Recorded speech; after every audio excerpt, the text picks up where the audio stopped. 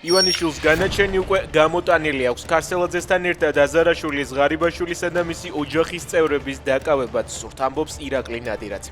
პოლიტიკოსის ინფორმაციით სუსში დაკითხვები ყოველდღიურ რეჟიმში მიმდინარეობს. ერთიანობა ნაციონალური მოძრაობის წევრი ოცნების ყოფილ ჩინოვნიკებს მოუწოდებს საჯაროდ ისაუბრონ იმ კორუფციულ სქემებზე, რომლებშიც ოცნების წევრებთან ერთად ივანიშვილიც იყო ჩართული.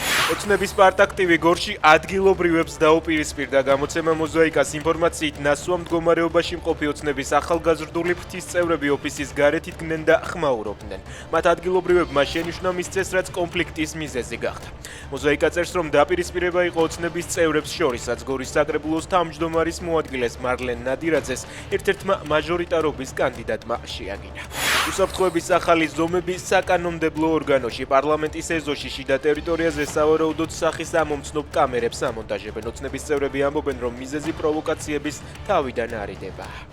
ტრამპის ესკორტის გამო ნიუ-იორკში პოლიციამ მაკრონს გზა გადაუკეტა. გამოიცანით რა ხდება, მე ქუჩაში გელოდებით, რადგან ყველაფერი გადაკეტილია შენს გამო, უთხრა მაკრონმა ტრამპს სატელეფონო საუბარში.